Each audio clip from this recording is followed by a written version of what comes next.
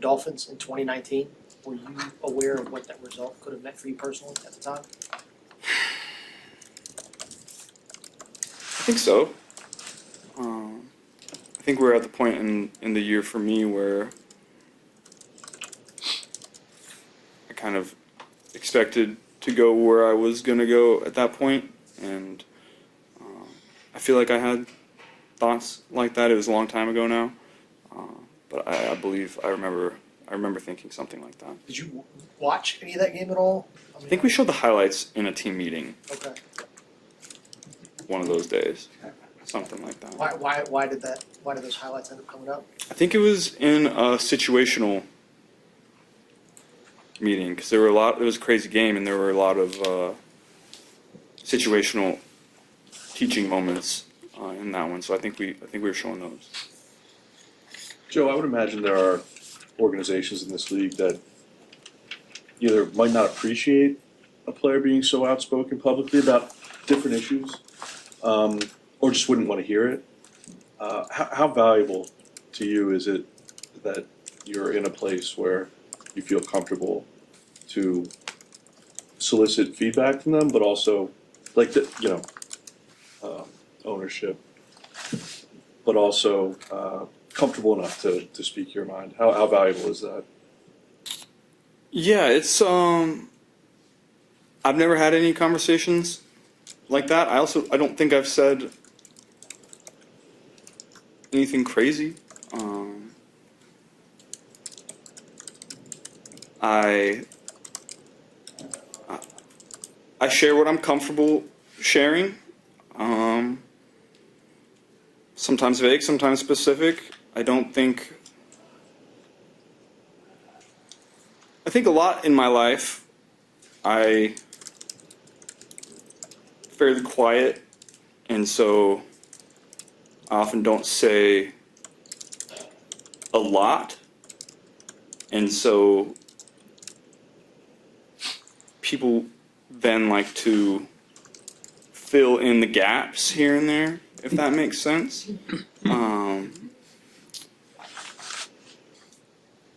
I think about what I say a lot, and don't necessarily care what comes of it. I don't think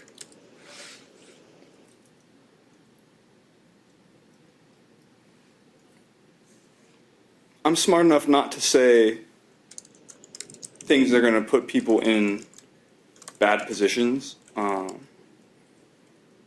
and I'm smart enough to know what to say and what not to say. And, I think everybody in the building trusts that. Do you accept the premise that you are in your prime right now, or when you see quarterbacks playing well into their 30s, do you think your prime can still be in front of you? Well, I think people have proven that you can play at a high level for a long time. Tom Brady proved it, Peyton Manning proved it, Drew Brees proved it, Aaron Rodgers is proving it, Joe Flacco has proven it, and so, I want to be in the conversations with people like that. So, and I do everything that I need to do for my body to prepare it for these games and for long-term success. So I plan on doing it for a long time at a high level. On Sunday, you said not that far when asked how close this organization was to getting back to those big stages. Why do you think you guys are not that far?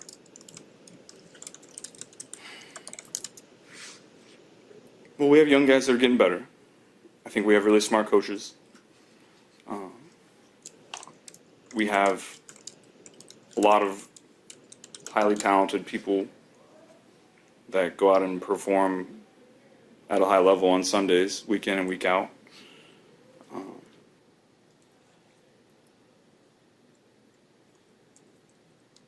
It's hard for me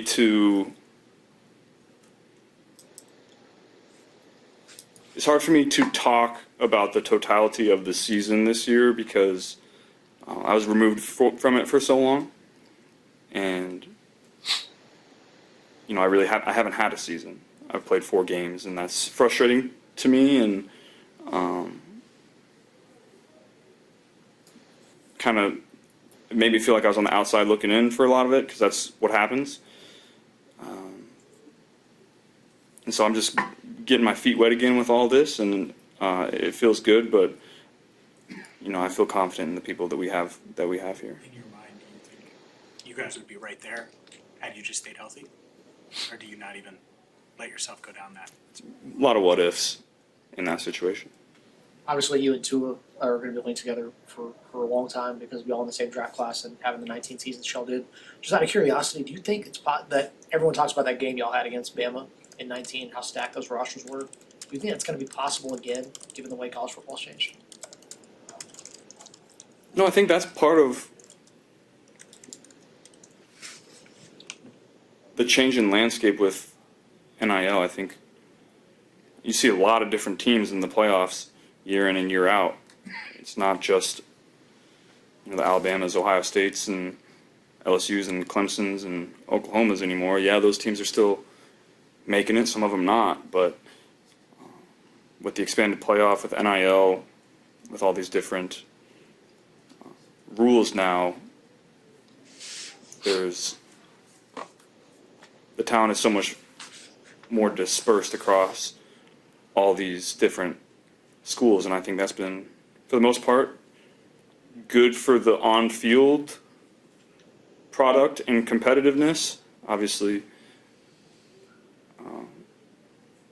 there's downsides to that, certainly, off the field, but I think for the most part on the field it's been good. There's only so much speculation. Is there any world in your mind where you're not the quarterback of the Bengals next year? I can't see that, no. Have you ever thought about the possibility of not being the quarterback here during your career? Or You think about a lot of things. when you look at quarterbacks over the course of their time, great ones, Hayden, Brady, you kind of have to understand that you never know what this league will bring. And what did you learn from watching how their careers unfolded?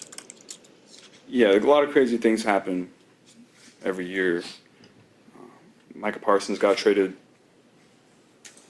right before the season, I think this year. That is something I hadn't seen in a long time in the NFL. So crazy things can happen.